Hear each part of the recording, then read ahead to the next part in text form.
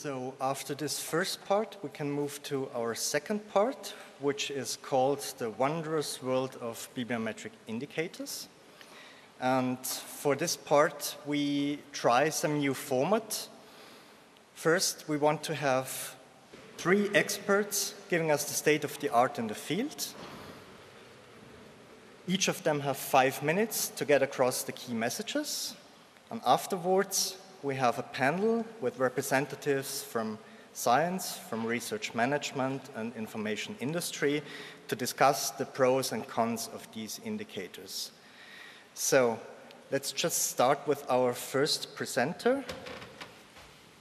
Also very well known in the community, Henning Moed. He is Senior Scientific Advisor at Elsevier, was formerly affiliated to CWTS in Leiden, author of many, many publications. One of them is his monograph, Citation Analysis and Research Evaluation, which is one of the very few textbooks in the fields.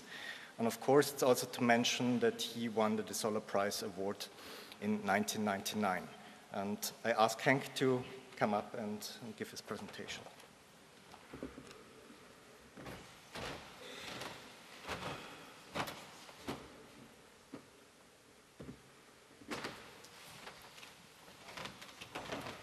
Well, thank you very much for this nice introduction. I think I have only 5 minutes or so I have to speed up a little bit. I wanted to underline a few of the potentialities and limitations of citation analysis.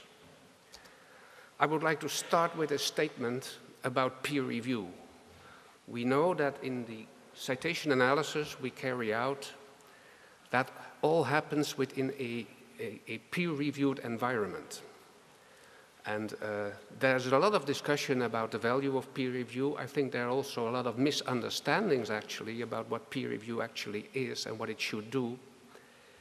Often, as a model of current peer review, people take the activities that take place in the offices of the very high-impact journals. But I think that's not the best way of putting what the function of peer review actually is. I believe the main function is that we ban, so to speak, articles that do not meet certain minimum quality criteria. That has to be done for articles submitted to a journal, but also, by the way, for submissions to a conference. It's all a matter of ensuring at least a minimum level of quality in what is being published and officially presented at conferences. I think also that citations measure many different things. I will show you in the next slide some of the concepts that are related to it. But I do believe that it is defendable, and I will defend that they are conceived as manifestations of intellectual influence.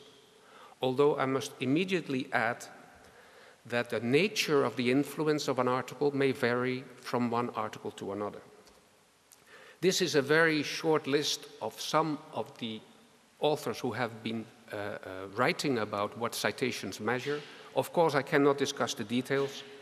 Citations have been related to document content descriptors, to utility, highly cited items as concept symbols, intellectual influence, socially determined quality, authoritativeness.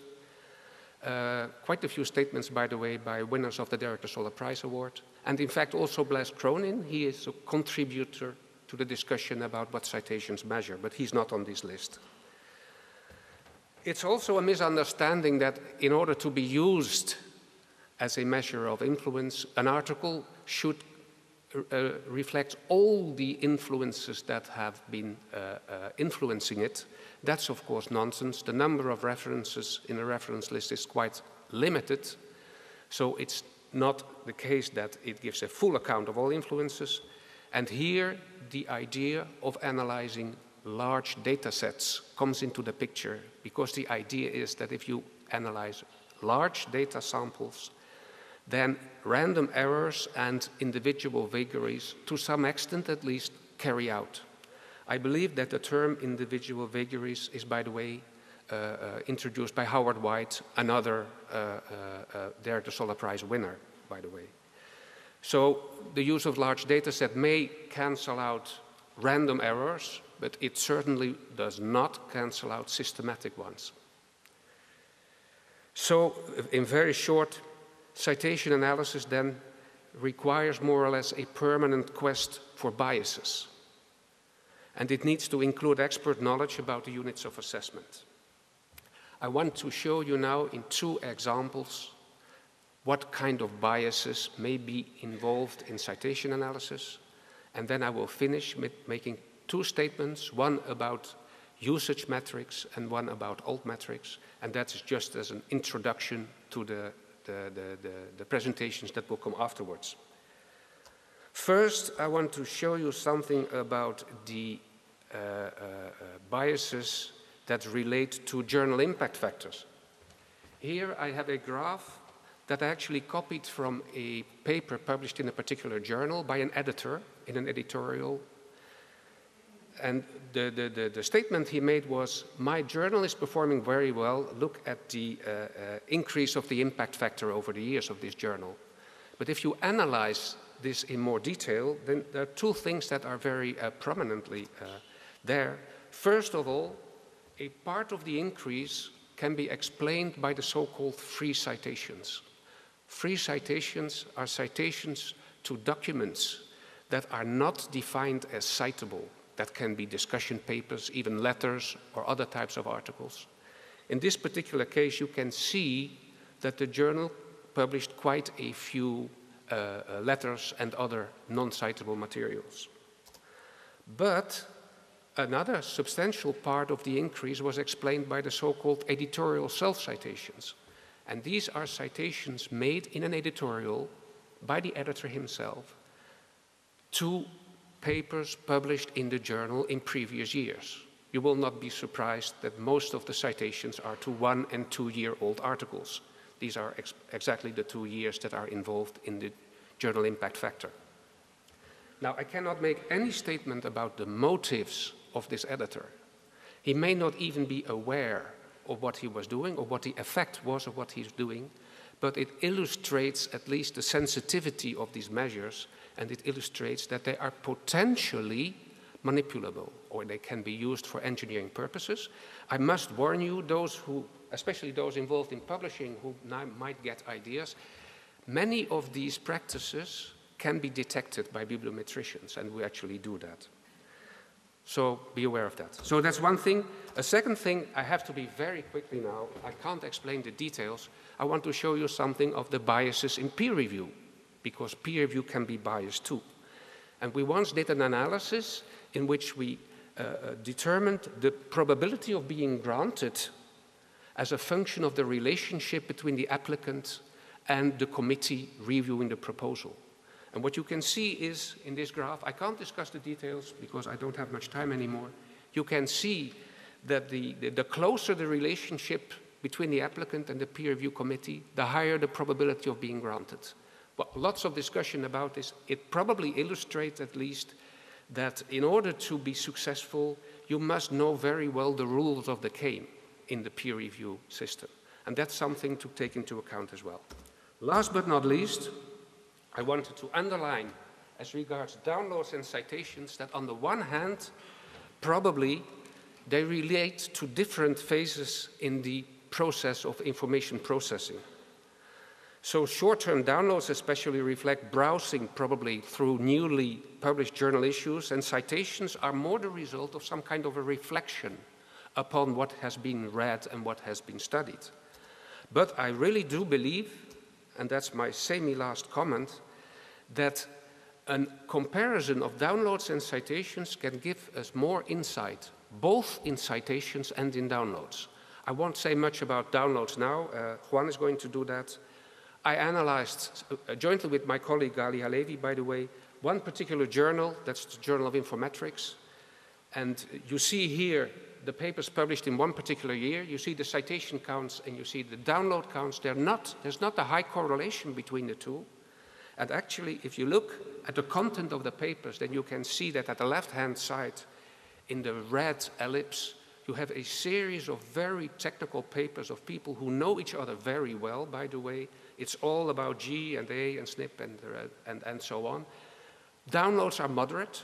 On the other hand, you have a series of papers that are much more general. Perhaps they are, to some extent at least, multidisciplinary, survey-like. They are relatively heavily downloaded, but not that frequently cited at all. So I think we can learn something both from citations and from usage data if we systematically try to compare the two and see what are possible explanations for discrepancies between download counts and citations counts. Last but not least, Altmetrics, we will talk about that later, there will be an excellent presentation about it, certainly deserves to be further explored, absolutely. But from the point of view of someone who has to defend citation analysis, and that is my task, my duty here, I would like to underline that it's very important that we make a distinction, or we continue making a distinction between scientific scholarly and societal impact. Both types of impact are important, but we should not mix them. We should not mix them up. And especially social media mentions, in my view, should not be used as measures of the contribution to scientific progress. If we're doing that, if we believe that we can replace all kinds of existing methodologies, including peer review, in the science system by looking at nominations in the social media, I really believe we're on the wrong track. But I'm convinced that they can be used to understand more of the societal impact of science. Thank you very much for giving me the opportunity.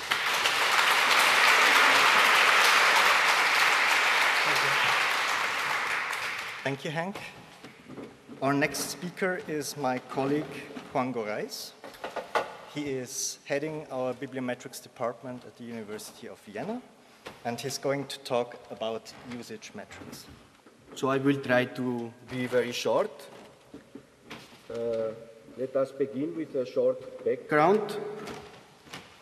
In the beginning, Bibliometrics was more or less reduced to citations analysis. With the advent of internet, we began to work with hyperlinks, and we were moving from citations to citations. And now with the advent of e-journals and e-books, it took a long time, almost from 2003 till 2007. Then we have the possibility now to collect a lot of usage data that before were not available. So we could think that usage metrics is an alternative, or at least complementary to citation metrics. What it is certainly is that usage metrics make us possible to view the scholarly communication from a more general point of view, from the user perspective. But let's try to understand which indicators are we using in usage metrics. The two most common are views and downloads. Let's begin with views. Views are a part of the retrieval search, because it's very, before now we have the new media, of course, where the views depending on the quality of the title, on the quality of the descriptors you use, the keywords you have.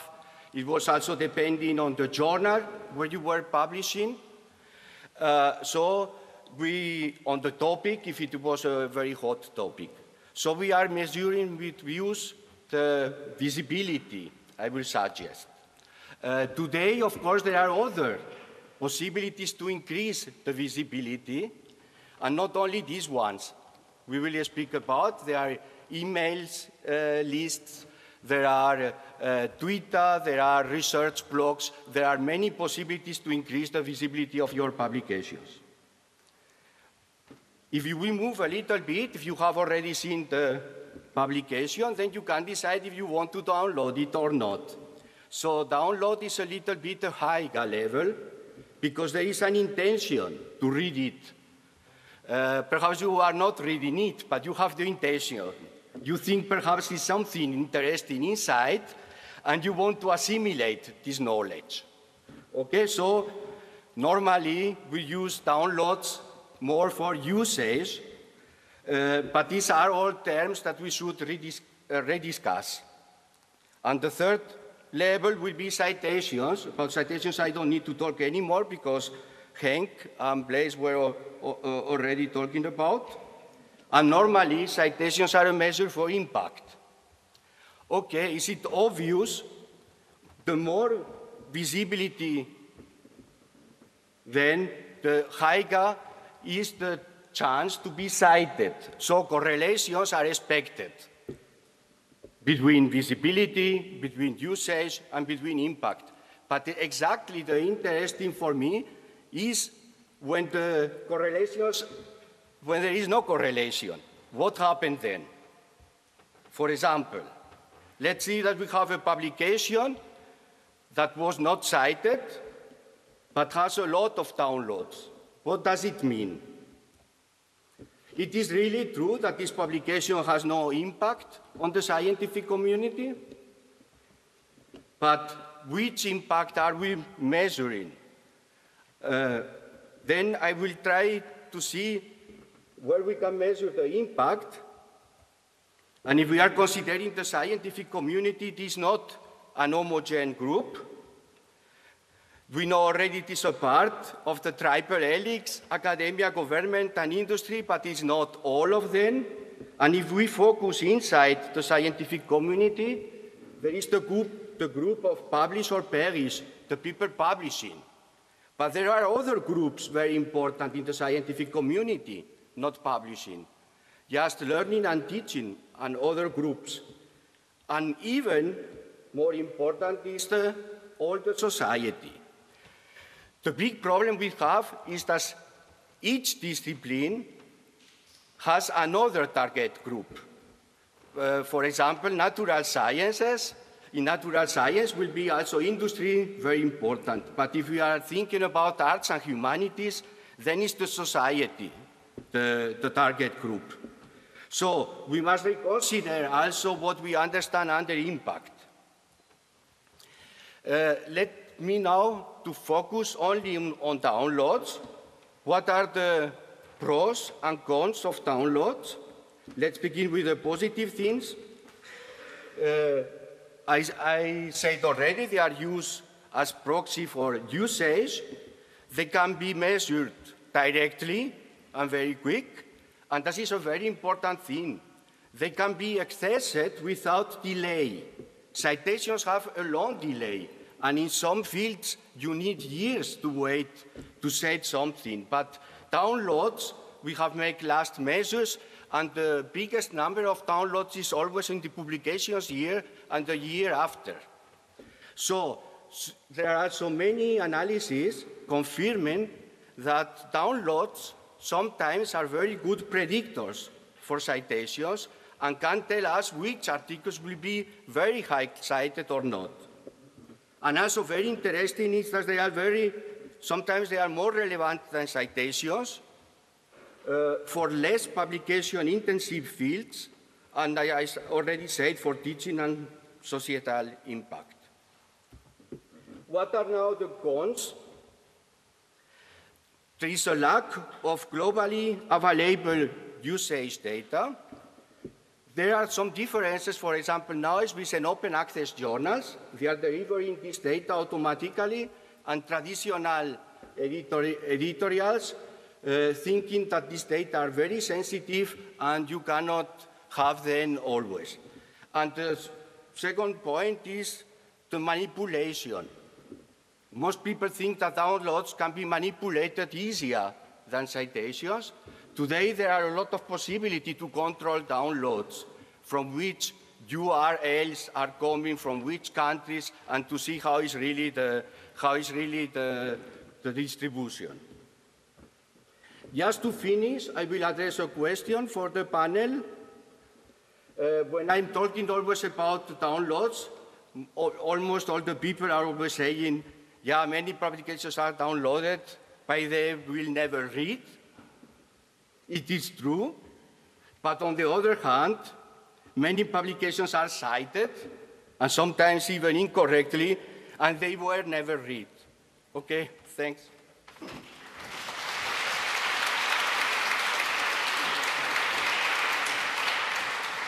Next one.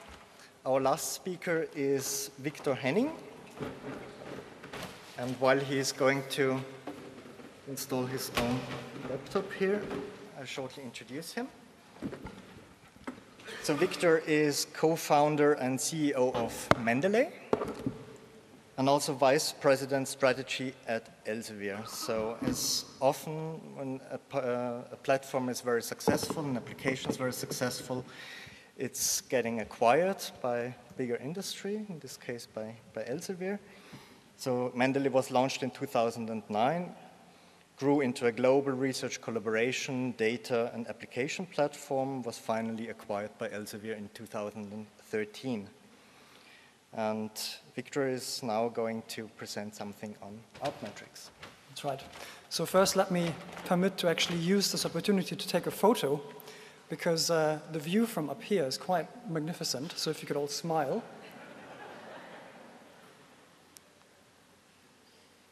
Beautiful, thank you. I do this at every conference when I get the chance. So I would like to talk about Altmetrics and Mendeley's relationship with Altmetrics.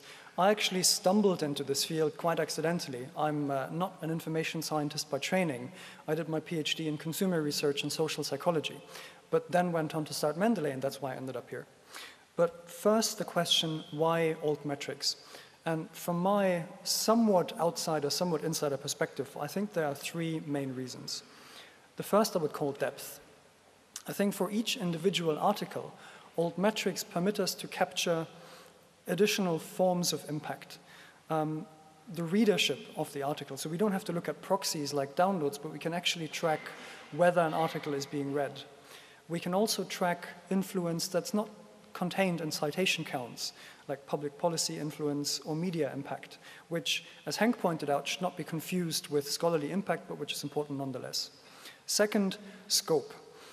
More and more output of academics is not necessarily in the form of scientific articles, but can also be in the form of raw data that is being shared to enable others to recreate experiments by providing cookbooks of experimental methods that can be reused to save work in a lab, to provide code and open source software that helps other academics in their work. Lastly, immediacy. As was already pointed out, much of this data is available in real time. So rather than having to wait several months or even years until my work is being cited by other scholars, we can now look at how an article is being used right now. And so this brings me to the role of Mendeley in all of this. For those of you that are not familiar with Mendeley, the idea behind it was, when I was a PhD student, I was struggling with managing academic papers and managing the hundreds of PDFs that I had on my hard drive. And so with my two co-founders, I tried to come up with a way of making that task easier. We built a software tool called Mendeley Desktop. It's freely available for Windows, Mac, and Linux. You can install it on your computer. And when you drag and drop PDF documents into Mendeley, it will try to automatically extract all the relevant bibliographic information, like author, title, volume, journal, issue, etc., and thereby turn your loose collection of PDFs into a structured database that you can filter and full-text search, read, annotate, and cite. You can share it with other people in your research group.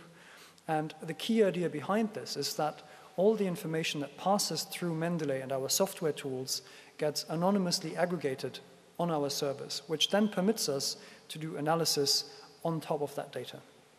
So what does that data look like, and who is it contributed by? The Mendeley user base currently has about 2.5 million users around the globe. The 15 largest user bases I've listed here, they are some of the leading research institutions in the world. In terms of geographic distribution, 20% of the Mendeley user base is in the US, roughly 10% in the UK, and after that it's a long tail. So we do have users in actually every country on Earth, even in Antarctica, where people in the research station there are using Mendeley. We've also built a community network of about 1,500 advisors who are setting up Mendeley workshops on campuses around the globe.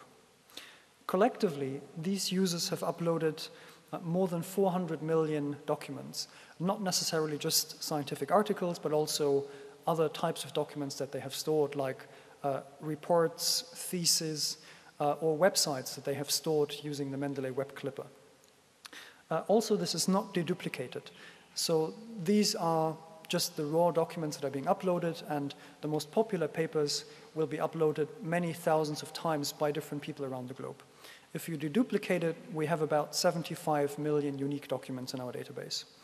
But what's interesting is that it's not just about the documents, but each document comes with what we call the social layer of information. For each document, we know who are the people that have actually read and interacted with this document. What is their research background? What's their academic status? Are they undergraduates, PhD students, postdocs, professors? What is their field of research? Which other papers are they reading at the same time? Which tags and notes are they leaving and annotating the document with? We can use that to build recommendations. So based on your existing document library, which other documents might you be interested in reading? And we can generate the aforementioned real-time reading and usage stats. And these reading and usage stats were the subject of several bibliometric studies looking at the relationship between Mendeley readership counts on the one hand and established citation metrics on the other hand. So I just want to briefly walk you through 3 of those studies. The first one that I'm aware of was published in Scientometrics in 2011. The sample was 1,600 articles published in Nature and Science in the year 2007. Data collection took place in July 2010 on Mendeley, and about roughly 93 to 94% of the sampled articles were found on Mendeley back then. By the way, Mendeley's data size in July 2010 was roughly 1/3 of what it is now. So this is the correlation table from that study, the correlation between the Mendeley readership counts and Web of Science and Google Scholar. Citation counts ranged from 0.54 to 0.6, so quite a strong correlation and highly significant. The authors did a follow-up study in 2012, also looking at F1000 and some other tools. This time the sample was 1,400 articles published in 172 different journals, so a much bigger breadth of data. Data collection in January 2012, and this time Mendeley covered 99.5% of the sampled articles. Again, the correlation table. For the majority of articles, the correlation was 0.68 to 0.69. If you just look at the outliers, the articles that are most frequently cited or most frequently read, you can see that it's almost a perfect correlation of 0.93 and 0.94. This is this one down here. Another study, the last one I want to mention, by Judith Barrett-Lan, looking at the Journal of the American Society for Information Science and Technology. And this time it was looking at the entire output of one particular journal. Data collection in April 2012, and in this case, 97% of these articles were found on Mendeley. Correlation statistics, again, between 0.46 to 0.52. So how is this data being made available and being used? One way that Mendeley packages it is through a commercial product called the Mendeley Institutional Edition, which is sold through Sweats. You can find more information at the link below, sweats.com/Mendeley. But I think equally important, we make this data available through our API for free under a Creative Commons license.